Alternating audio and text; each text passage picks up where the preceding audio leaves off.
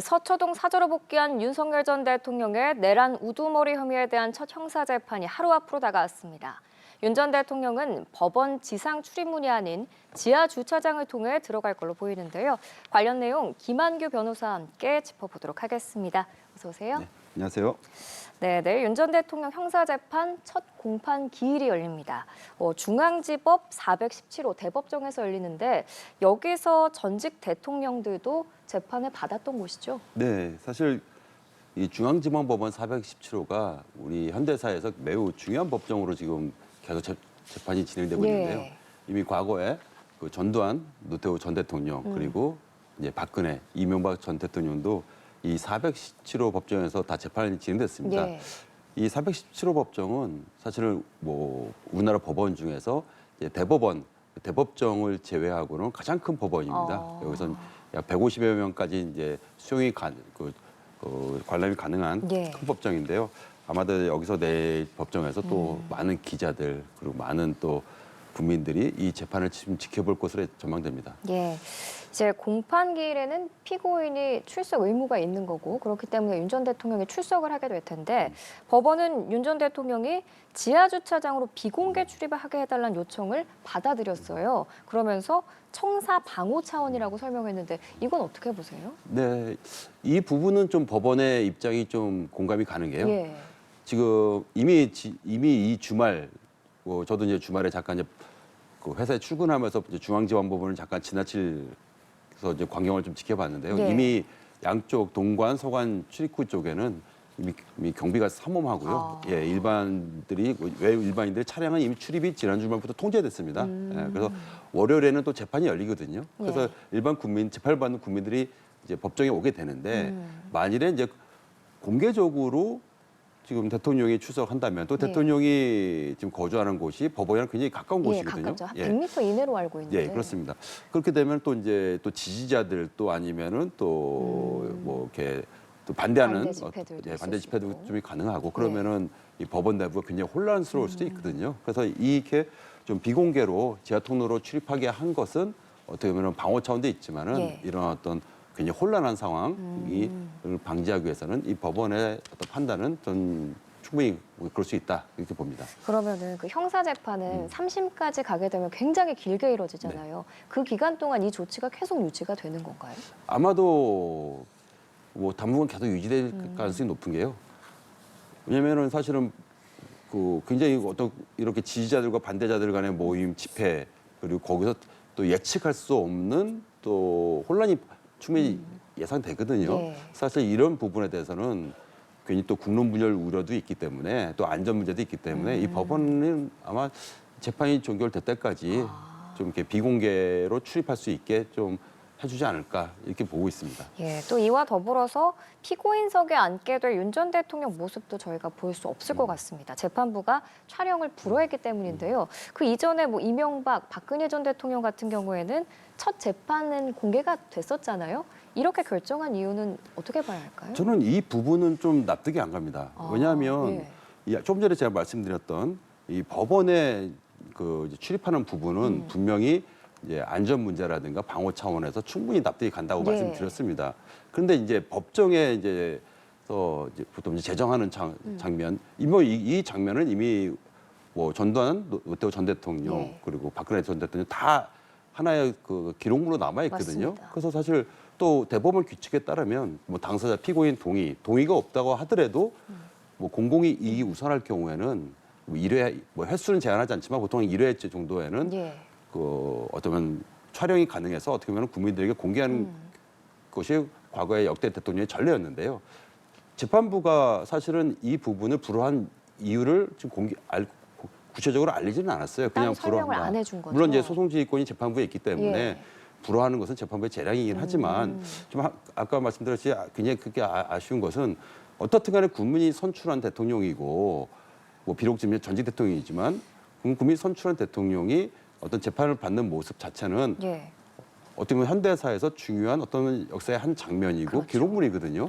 또 이 부분에 대해서는 윤 전 대통령을 지지하는 국민이든 반대하는 국민이든 아니면 그렇지 않는 어떤 지켜보는 어떤 중도층이든 그 장면을 지켜볼 권리가 있다 이렇게 보고 있는데 사실 그 내부에서는 이 장면을 공개한다고 해서 혼란이 발생하지도 않거든요. 예. 예, 그래서 이 점은 재판부에서 불허한 것은 좀 굉장히 좀 안타깝다. 안타깝다기보다 아쉽다고 생각 들고요. 최소한 1심 판결이 언제 있을지 모르겠지만 예. 판결 선고 당일에는 그 언론에 공개하는 것이 저는 맞다고 생각합니다. 그 부분은 이제 재판부 재량이니까 또 바뀔 수도 있는 거죠. 충분히 네. 가능합니다. 예. 예. 내일은 이제 검찰 측이 신청한 조성현 제1경비단장과 김용기 일 특전 대대장에 대한 증인 신문이 진행되는데 조 단장은 그 헌재 탄핵 심판 때 의원 끌어내란 지시를 받았다는 증언을 한 바 있잖아요. 그럼 이에 대해서 윤 전 대통령이 내일 직접 반대 신문에도 나설 수 있을까요? 왜냐하면 탄핵 심판 과정에서는 직접 의사를 밝히는 모습도 보여왔잖아요. 아마도 그 조성현 제1단장, 경비단장이죠. 예. 헌법재판소에서 사실 이분이 이제 내일 법정에서 어떤 증언을 할 것인지는 이미 한번 헌법재판소에서 이분이 증언한 모습을 봤기 때문에 예. 충분히 예견 가능합니다. 뭐 예를 들면 뭐 공포탄을 뭐 소지하고 국회에 가라, 내지는 국회에서 이제 의원들을 끄집어내라 예. 이런 발언들을 하셨거든요. 근데 이제 이 조성현 제1경비단장 같은 경우에는 이러한 지시를 이제 이진우 그 당시 이제 수방사령관으로부터 지시를 받았다는 겁니다. 예. 이 부분에 대해서 구체적으로 증언을 할 것으로 보이고요. 이것들이 단지 어떻게 보면 다 전문 증거들이니까 어떻게 보면 증거 그 능력을 채택받게 하나의 과정인데 그렇게 되면 사실은 이제 윤 대통령 입장에서는 뭐 본인이 직접 지시한 건 아니지 않습니까? 그 중간에는 이진우 수방사령관이 있어요. 어차피 이진우 수방사령관은 향후 재판 과정에서 증인으로 출석할 것이고 충분히 출석할 것이기 때문에 예. 조성현 이제 경비단장의 어떤 증언과 어떻게 보면 뭐 신빙성 측면에서 여러 가지 이제 그 뭐 질문을 통해서 아마 신빙성을 흐트러내려고 많은 질문들을 할 것인데 아마 윤 대통령 측에서도 본인도 그 변호인 통해서 주로 하겠지만 예. 그 진짜로 이제 변호인들이 놓친 부분이라든가 본인이 꼭 그 밝혀야 될 부분에 대해서는 몇 가지 좀 그 질문을 할 수 있지 않을까 또 이렇게 보고 있습니다. 근데 그 형사 재판에서 피고인이 직접 신문하는 것도 가능은 한 건가요? 네, 가능한데요. 아. 통상은 대부분은 이제 변호인들이 직접적으로 이제 예. 증인들에게 신문하지만은 피고인 당사자도 뭐 직접 증인한테 물어보는 과정이 좀 흔하지는 않지만 종종 예. 있습니다. 그 이제 윤 전 대통령 측은 그 준비 절차에서는 혐의를 모두 부인한다는 입장을 밝혔잖아요. 그럼 내일도 좀 이 입장을 유지할 거라고 보시나요? 네, 아마 전면적으로 부인할 것입니다.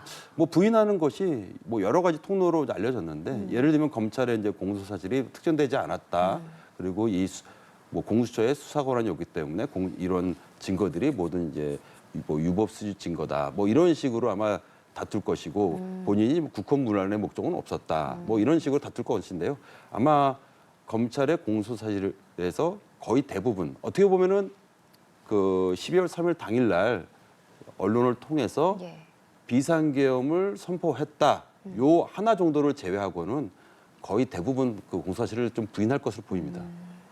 자, 앞서서 헌법재판소는 윤 전 대통령의 파면을 선고하면서 그 탄핵 소추 사유 5개를 모두 인정했습니다. 물론 뭐 탄핵 심판이랑 형사 재판이 별개라고는 하지만 이번 같은 경우에는 그 뿌리가 같잖아요. 그렇기 때문에 헌재의 그 결정문에 담긴 내용이 형사 재판에도 좀 영향을 줄까 이 부분이 궁금한데 어떻게 생각하세요? 네, 사실 이것도 뭐 완전히 예측할 수는 없는 사안이긴 예. 하지만 그 헌법재판소의 결정이 그 형사 재판에 전면적으로 미친다고 보기도 어렵고요.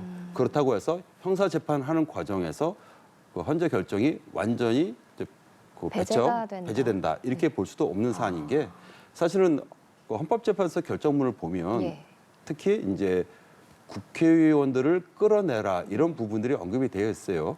사실 이 자체가 뭐냐면 그 헌법기관인 국회의 기능을 마비시키는 하나의 그 과정을 보여주는 거거든요. 그 자체가 사실은 형법상 내란죄의 중요한 구성 요건 사실 중 하나입니다. 예. 그렇게 되면은 그 과정을 얘기한 그 누군가가 있습니다. 예를 들면 조성현 경비단장이 될 수도 있겠고요. 아니면 곽종근 전 사령관이 될 수도 있겠지만 누군가는 증언을 구체적으로 했을 겁니다. 대통령부터 들었다. 사실 이런 부분들이 검찰 수사 과정에서 충분히 이제 뭐 증거로 드러난 걸 보여지고요.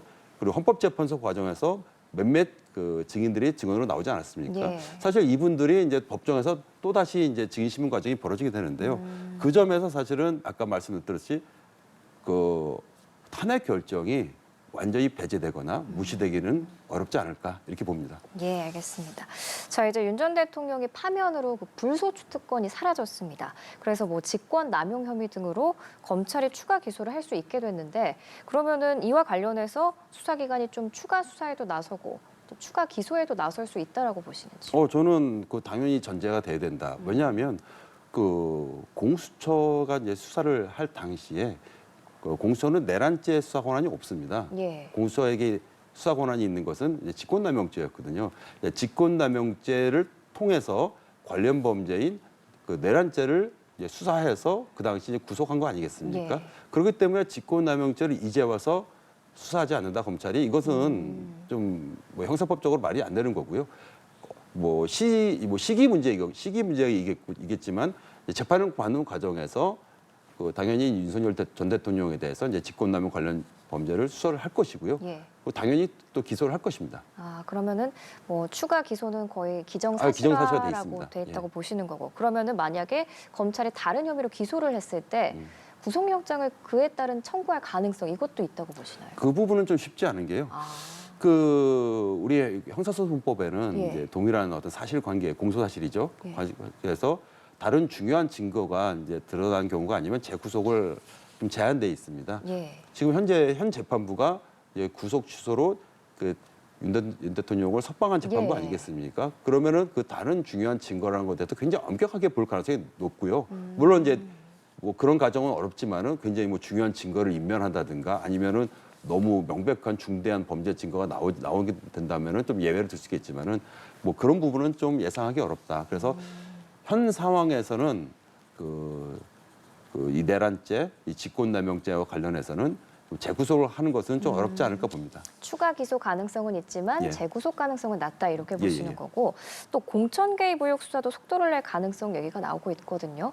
검찰이 김건희 여사에 대한 직접 조사 일정을 조율 중이다라는 이야기도 나왔는데 그러면은 윤 전 대통령 부부가 연루된 의혹을 받는 이 불법 여론조사 그리고 공천 개입 수사 이 쟁점이 뭐고 앞으로 어떻게 진행될지 한번 짚어주시면 좋을 것 같습니다. 예, 대선 과정에서 이제 윤 대통령이 대선 과정에서 그 명태균 씨가 이제 운영하던 이제 여론 업체죠. 업체로부터 이제 무상으로 그 굉장히 많은 여론조사를 받았고 그 다음에 그 김영선 전 의원의 어떤 보궐선거와 관련해서 예. 이제 공천에 개입했다는 의혹입니다. 예. 사실 이에 관련해서 이미 명태균 씨와 김영선 전 의원은 이제 구속되었다가 이제 얼마 전에 이제 예. 보석으로 석방되었죠. 맞습니다. 사실 이 부분에 대해서 그 윤석열 전 대통령 부부를 수사하지 않는 것은 이게 지금 어떻게 보면 전체 이런 범죄 사실 중에서 어떻게 보면은 중요한 쟁점이 된 부분을 빼놓는 거 되거든요. 그러니까 연골 고리가 확실하다 이렇게 보시는 왜냐면은 공천 개입 의혹을